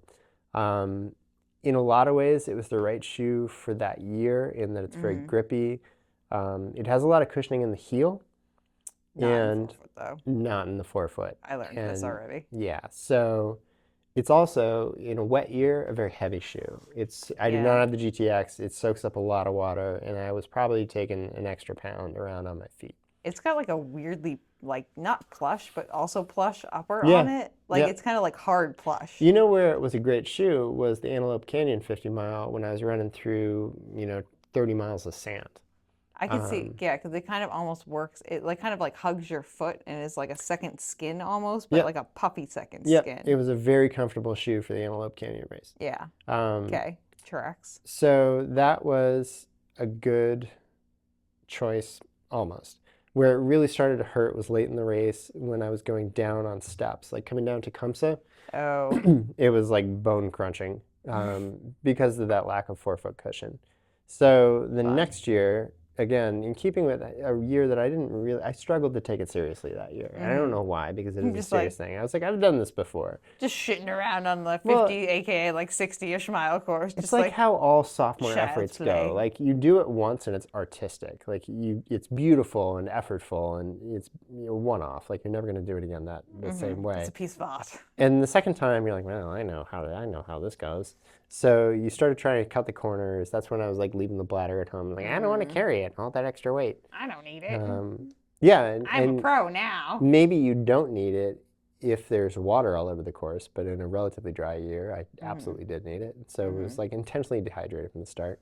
That year, I actually made a pretty good shoe choice, which was the Puma Deviate 2. This was not this was a trail shoe. Like, that is a road running shoe with a little bit of carbon in it, and like a 3mm lug. That was fantastic. Like, I have won my first ultra marathon. Yeah, I know you're a big believer in the Puma Deviate 2. I'm a big Puma Deviate 2 fan. I ran my road and my trail. The nitro foam was resilient. Yep. The carbon was appreciated. It's a good rock plate. The sticky tread was so good that I was running around people on, like, there would be kind of a line form to go through a little nook in some of the first climbs, and I would like run up the boulder around the line. We don't fuck around with the Puma grip. No, but unfortunately where they do fuck around is inside the shoe where that lattice mesh sits. Yeah. I accumulated a few rocks in there and did not realize that they were up under my forefoot, rubbing the fat pads of my feet until I accumulated like basically the bottom of my foot inflated, and so I had these enormous foot-sized blisters the day after. But I was fortunate. I had that Asics Pat gave Kayano. me Asics Pat gifted me some Asics Kayanos, and he'll probably be on the podcast at some point. I talked to him he's about it. a fantastic guest. We're getting off track. Asics Pat gifted me some Kayano 31s, which were an incredible. The updated Asics grip on the bottom, actually. Well, thank God you had the updated Asics grip and not the old Asics grip. So the old Asics grip was shit. Yeah, but the new Asics grip was pretty sticky, so that actually worked. And that was actually a nice way to end that race. Was I did about 20 miles in the Kayano. Cushy miles. Yeah, I tore the back off it a little bit, but it's way out of its league in the White Mountains. It really had no business being there. I was surprised you even like took those out because I as much as I like the Asics shoes, they do not most of them do not have good grip on the bottom. Yeah, that was an impulsive decision that ended up not working badly. This year, like a 50-50 shot on that bad boy. This year I ran in the Solomon Genesis, which was awesome in almost all respects. Okay. But I'm right back to the 4-foot cushion. You know, it just lacks a little bit of padding under the 4-foot. And so that ultimately, I've over tightened them in the past, and so I left them a little loose this time, and that was the wrong thing to do. I feel like at some point, Ben, we have to come out with a shoe line. Yeah. This is inevitable. Yep. There'll be a trail shoe. We'll call it the Benjamin. Yep. I don't know what we're going to call the Juliana shoe. The Yeah, shoe and that won't shut up. we've just ripped the rubber off of Puma Deviate and like glued it onto our own shoe. Like, here you go, world. We're going to start cutting. I think our first plan of action should be when I'm done with the Magnify is we got to like cut it in half and throw a plate in the middle, like a TPU plate in the middle of the Magnify, Nitro, right, or the sorry, not the Magnify, the Mag Max, sorry. Yep. We got to rip that bad boy in half and throw a plate, a rock plate, and then just like fill in the gaps on the bottom of the grip. Yeah, we could repurpose that heel foam too or something. Yeah. Put that maybe up under the 4-foot for that extra cushion we're looking for. Yeah. Yeah, I think that would be my concern with that shoe is just getting bounced off something on the downhills. Like, Probably. Where your heel is like 2 inches in front, but the rock still hits it. And anyways. You just don't feel it. Yeah, so I thought the Salomon shoe was awesome. I love it for around here. I'd love it for 50K. I think it's a fast shoe. It's like a mountain bike tire. It's got great sidewalls, a ton of stability, actually. I just wish it had a skosh bit more cushion. Do you have a rock plate in those bad boys? Or No. Do you think rock plate No. and cushion or just the cushion? No, I think it's a suspension issue. I don't think it's not about things poking you. It's about just fatigue, you know. Yeah. And particularly that step down. You know, we started this podcast saying it's 2,900 flights of stairs up and 2,900 flights of stairs down, and it's always been the down that has had the most wear and tear on my body. And that's just the 4-foot area. Yeah. Solomon makes some like higher cushion shoes too. Yep, they do. Have you tried those? I don't know which Solomons you've tried. Not in this context. Okay. I think you need a high cushion shoe, and you need a shoe that's going to maintain its cushion for the entire race. Yeah, that's half the battle. So I think of the shoes I'm seeing now, the Hoka Mafate 5. I hope I'm pronouncing that right. I don't know. Genuinely don't know. Mafate. We had this conversation the other day, and both of us were like, Mafute! Mafate is to mispronounce this name. Mafate. I think that it's got a dual density foam, right? So it's got a thicker foam and just watch the review. fluffier foam on top. So what's nice about that is you can drape the more rugged foam and then step onto it through the more squishy foam. Yeah, that kind of bathtub style foam. Yeah, setup. So I think that's probably going to be kind of where I go next for next year. Kind of like one of my favorite shoes that I'm probably going to run Berlin in, which is the Forever Run. Oh, no Got kidding. that bath foam. Yeah, we are going into this run stability focused. All right. We are going to be stable. Plus, that's a shoe. Actually, that foam is like kind of like really responsive. Actually, You going Forever Run 1 or 2? 1. I don't own the 2. Yeah. It's too expensive right now. Yeah. And I really like the 1. So maybe the 1 was nice. the one is good. I like the 1. The 1 is firmer as far as I'm aware. Like the couple of times I tried on the 2, than the 2. So it's. Yeah, I think the 1 had a really nice U-shaped bottom to it. With the 2, I find it comes down to quite steep sides. And I felt almost as if it were like a moccasin, and I was shifting a lot. Like it had great grip around my ankle and great grip actually on the ground, but I shifted too much within it. Kind of like the Saucony Peregrine, where it's an excellent shoe. I Yeah. just am not connected to it. And so, Yeah. I just went to my Peregrines yesterday. you know, it's like driving a rally car sitting on a wooden bench. Like I'm just, yeah. So, yeah, so that's what shoe I'd choose to use. Is none of the shoes I've chosen to use. I don't think I've gotten the ultimate shoe. Oh, the other one I had. You promised a bonus shoe, Ben. You can't. The other one I had, which I almost led with, was the Arc'teryx Silent Pro, which is a highly rockered shoe, which is high cushion. And I think Arc'teryx is a really underrated trail shoe brand. I've only ever had great experiences with their Norvin line, and now with the Arc'teryx, with the Silent. I think the reason I didn't do it was despite a very good rocker and despite Vibram throughout, you've got mega grip on the whole sole, but right in the middle, under the arch, it's quite narrow. And when you're rock hopping on East Coast trails, what that result is you try to put the middle of your foot down on something, and you tip over because you just didn't get, it's not wide enough. You know, I'd love to see it be more straight profile through that, so like that a Brooks Ghost Max kind of like. Yeah, how that thing touches down on all parts of the shoe. Missing that sexy curve. Yeah, I think, you know, you get some weight savings. It's more sculptural. It's pretty. And on trails like around here, you know, it's fantastic. And I had a great little half marathon for myself yesterday running on some single track around Cape Cod. It was fantastic. Oh, is that trail you sent? Did you go do the power lines the other day? No, I went over to the waste management facility, which we'll talk about the wind direction on that one. But yeah, there's like some, you know, our friends, the dirt bikers. Oh, there's some dirt back. Did we go on that? I think we went up there. This is right along 28, and part of the problem is there's so much trash off 28 that it's like quite a filthy course. It's not. Anyways, we're getting off track, but that was an excellent shoe. I think you know, I'd love to try more Arc'teryx shoes for this race, but I've never been in an Arc'teryx shoe. Not to, as you know, Ben, I just started delving into trail shoes very last similar year. to the Salomon. I Salomon, think this has a slightly wider toe box, but like we're still in Narrowsville in terms of the toe box.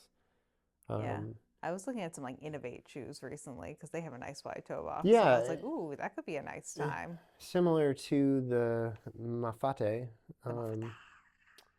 that kind of thicker density foam on the outsole, and then the midsole is a little bit more squish.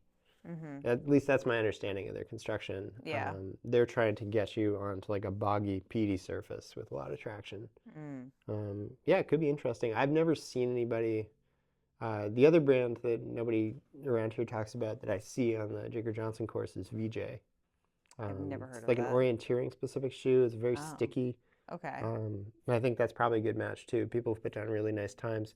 The winner this year was wearing a pair of, I believe they were Nordas, and I couldn't in the dark tell if they were, what is it, 003 or 005. I think they were 5s, but they might have been 3s. They might have been 1s. I was just listening to Believe in the Run. They were talking about the 001s because those just got updated. I was like, And honestly, it could have been that, but it was definitely a Norda shoe. That one doesn't have a rock plate or anything. They were saying that one's not as good on like technical trails because it's just well, whatever he was wearing, he was doing well on technical trails. So it could have been that though. You and I know people who run trails in Cliftons, so Hoka Clifton. That's true. Actually, the guy pacing the number 3 runner is wearing the Nimbus. Oh yeah, you told me that, and I almost like vomited in my mouth. Yeah, I saw him coming down near the top, and I was looking at his shoes because it was definitely an Asics logo, and I'm like, I don't recognize that Asics trail shoe. Like, it's is that the Trabuco? That is not the Trabuco. Maybe it's the Trabuco Minor instead of the Trabuco Max. Yeah, and then he passes me, and I see that really familiar profile of the side, and I'm like, oh, you're going down this in that. This will end one of 2 ways. I'll tell you what, Ben. I was like disappointed, like just for you. Like I wasn't disappointed in you about your DNF. I was just like, oh, I'm sure Ben is a little bit disappointed in himself, and like, but I'll hear about it. Like whatever his thoughts and feelings are. But I wasn't like shocked. I was viscerally shocked by the idea of someone like running down these like I imagine them running down a mountain in New Hampshire in a pair of Nimbuses, and I'm just like, I know what it was like when it was raining to walk down from my place to the run house when we were working there in those shoes, and just like how much I would almost slip and fall in the rain. Yeah, I think on the sidewalk. That's the only thing I can say is it was a dry day in the mountains, and perhaps the foam is so soft on the bottom of that shoe that it catches you when you fall too. It just like it's one of those things where you pull a string and a whole mattress just like yeah, and it's just like it's like the bloomin' onion. Yeah. We'll wrap it up now that we've successfully created the self-bloomin'. Do I leave that in here or not? Maybe it's in the bloopers afterwards. I don't know yet. I haven't decided what I'm keeping in yet. The bloomin' onion might stay on here, but we'll see. At a minimum, it'll be in the bloopers. But thanks for coming on, Ben. Thanks for having me. Yeah, thanks for chatting. It was good to just like hear about the race. Absolutely. I feel like people will hear some things and identify. I don't know how many people you're going to get to sign up for Jigger Johnson with you next year. If I do, I'll see you there. Yeah, Ben will see you there. He'll be attempting the 100-miler again. Yep, absolutely. Give me time. I'm already on that slippery slope. I don't know. I don't think next year I'm signing up for the 100-miler. Right. But also last year, this time, I was like, I don't think I'm ever going to do anything past a marathon. That's how I started too. I was like, those people running 100 miles are out of their minds. That's what I thought about like the regular marathoners. And then I thought that about like 50K people. And now I'm thinking that about 50-miler people. 10 years later, but you've also promised me that there will be even more freaks the more people I get, like lovingly so, when I get up to these distances. And I say good. Yep. That's the people start to get pretty strange. I want them. I want them all. I want to meet these people. If I can meet other people who are hallucinating, or just delusional, that's what I want. Yep. You're in the right place. It's a nice time. I don't need any of that mundane shit anymore. Nope. Give me the weirdos. That's what I'm here for. Hello. Hi. Well, this is great, Ben. But okay. You want to give people your social media handle just in case they forgot where to find you or your Strava? Or do you want people to just ignore your presence? Yeah. Ignore Ben's presence. He doesn't exist. I'll see you out there where I won't. He's not real. Exactly. Is this a figment of your imagination? Have you been hallucinating? Have you had a self-frying bloomin' onion today? Are you starting to smell that onion smell? Well, it's definitely bringing tears to my eyes. So same difference. Okay, friends. If you want to find us over here at Runnah, which is just me, that's at RunnahPod on Instagram and runnahpod@gmail.com. And you too can be the proud owner of a self-frying bloomin' onion. Stand back. Stand back and watch out. Juliana does have GI tract issues, and I will fart in your face if I eat one of those. Classic. And thank you to Fast Pickle for also supporting the podcast too. We had their product out here the whole time, and chat over on social media to check out Ben and I seeing who can do a shot of Fast Pickle faster. Spoiler: we both win. We both literally hit the deck at the exact same time. So I'll have to go back and watch the video to see if there was even any difference in time frame. As far as winners or losers are concerned, we finished at the same time. So, but okay, goes friends. Down smooth. Yeah, surprisingly so. We did have them refrigerated though. Yep. Fresh out of the fridge. It's a nice time. Okay, friends. We'll see you later. Bye. And that's the end, Ben. That's the end. That's the end. Nice job, my dude. Yeah, nice work. Killing it. Thank you for listening to this episode of Runnah. This podcast is edited, hosted, and produced by me, Juliana Coughlin. Brought to you in part by the Falmouth Running Club and the Falmouth Community TV station. If you'd like to connect with us, you can find us on Instagram and on TikTok at RunnahPod. And you can send us an email at runnahpod to you by the one and the only wonderful Jeffrey Hutton. And keep up the great work. I'm proud of you.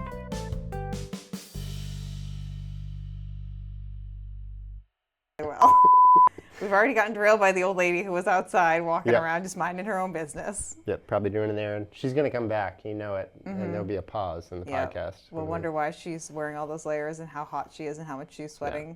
And maybe that she needs some Fast Pickle, I don't know. I was in CVS the other day, and they've already got the Halloween stuff out, so. That's wild. I know. They're going to bring the Christmas stuff out sooner. It's 2.5 months away, so. Ugh. Wow. Anyways. Have you lived up to that potential so far? That's a high bar to set. It was. It is aspirational, but I think I've done an okay job. I got away with French fries because they're hyphenated. Oh, okay. Well, I think we're going to have to really realize this onion ring stream that you Yeah. have So maybe your next sponsor should be in the savory Fast trend. Onion. Yeah, Fast Onion. I think the real question is here, like the scandal. Where are the gherkins? Like, what have you done with the gherkins? I didn't do anything with the gherkins, Ben. Nothing with the gherkins. Ooh, that sounded like a chime. Unjuiced almost. gherkins out there in the world. They're just like gherkining around, you know. I'm just gherking my chain. I am gherking your chain. Naps? Apps? Naps? Apps were good too. Apps. Get a bloomin' onion, have a nap. Oh man. I don't know if you want a bloomin' onion after you run. No, I think that would be good. You think so? My word of the year this year was onion rings. Really? Yeah, Nicole makes me set a word of the year intention for the year, and it's French fries and onion rings. Well, how heartbreaking would that be to come to an aid station and all they had was onion juice? It's like French onion soup. Yeah. The person who's in charge of the aid station owns an onion farm, and so they've made everything with onions. Like you have they've somehow made onion bread. You have You're about 6 miles out, like, I smell the aid station coming. closer, you're like, I feel like I can't breathe. Oh, man. But The self-frying bloomin' onion. It's like lightly dusted with gunpowder. Just I imagine it kind of is set up, like how food from the army and it's just add hot water and it just Yeah, I'm thinking of self-inflating life jackets. That kind of chemical reaction. Yeah. You just pull the cord. The onion fries itself. It's just boom. Yeah. That would be really funny, actually. Oh, yeah. If someone knows how to make fast onion, I would love that.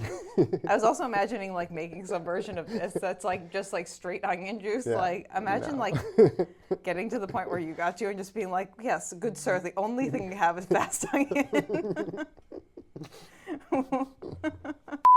What's going on? I realized I was Ben's a regular on Runnah already. This is my regular podcast gig, and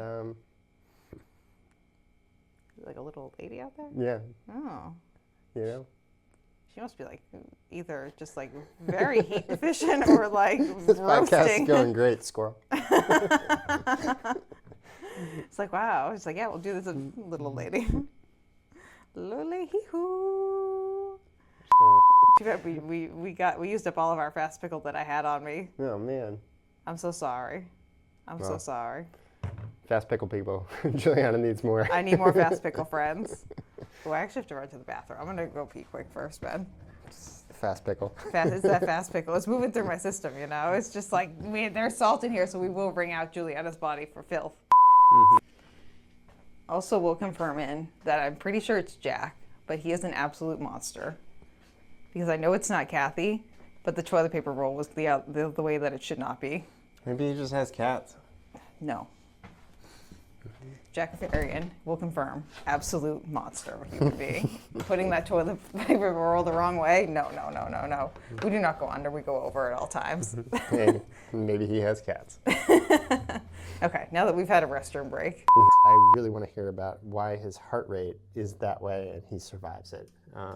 What is his heart? Is it Have you low? ever looked at ASICS Pat's heart rates? No. We both follow ASICS Pat on Strava. He's our local ASICS tech rep, and he's himself an incredibly accomplished kind of marathon distance runner. Yeah, he's a long distance runner. He'll show up at your friendly 5K and put down 5-minute miles. Yeah, just chill, fun, just kill, no always pressure. ASICS. And he's always just very Yeah.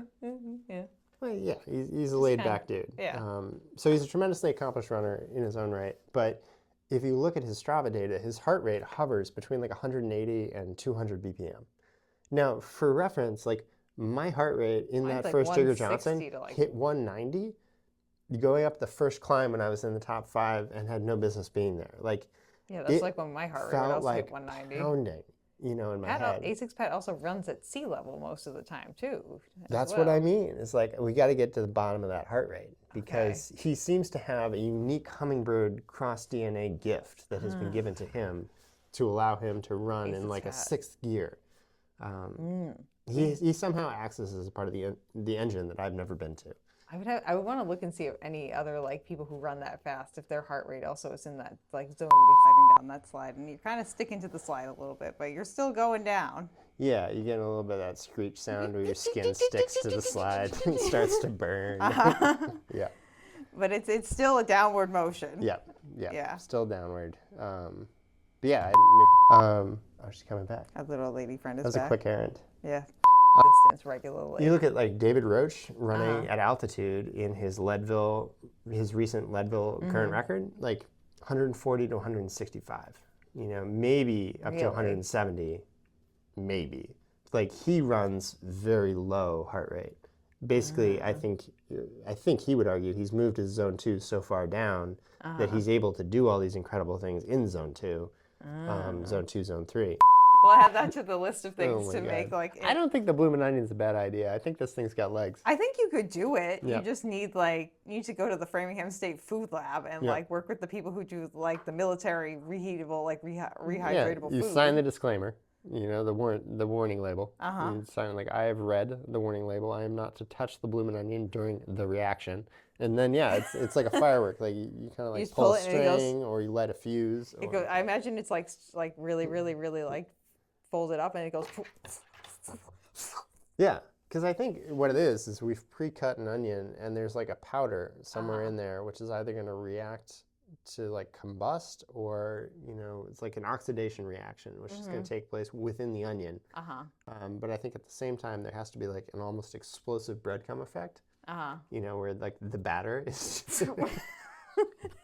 It also has to self-fry somehow. Yeah. I like how this isn't like, it's not like pre-made, but it's like there's like a little mini chef inside there being like, and now I add the batter in. It's a self-frying Bloomin' Onion. Can you imagine the lawsuit?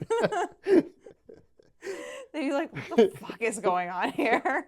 Something is like seriously wrong. And then you have the same person coming up to you. Would you like some onion juice to go with that? I made French onion soup too, and you can dip some onion bread in your French onion soup. And you're like, The fire started when the hikers deployed their self-frying Bloomin' Onion, shot flaming sparks 50 feet in every direction. I think a good way to gauge if someone has gone through the aid station yet or not that has those is like you get behind someone like, and just like, yes, they have been through the onion aid station. Just like a little singed patch in the back of their head.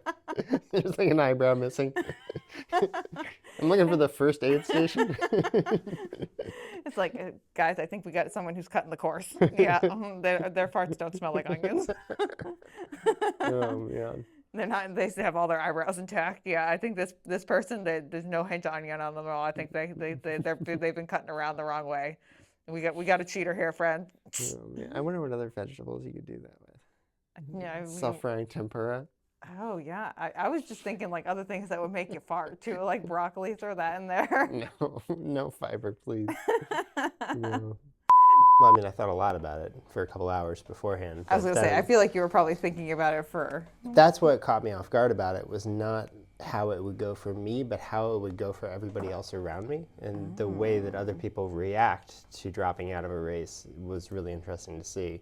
I think it also comes at a moment when people are a little bit delirious anyway, so it's not,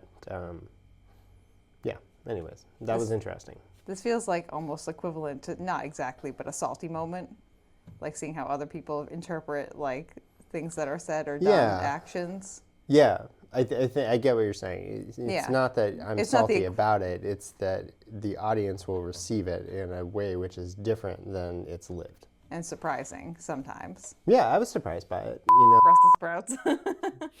Trail foods that don't work. But we can make rehydrate. I imagine too with this like self-blooming onion, there has to be kind of like a little like when it's done doing its thing and it's like out, this little rainbow that just goes like over the top, or like a little sign that even pops out. It's like your onion is ready. Yeah, and like some like sodium flux, or phosphorus, they get sprayed off and like crackles a little bit. Yeah, you're really making an experience for everyone. Even the people who don't finish the race, like, did you go through that first aid station?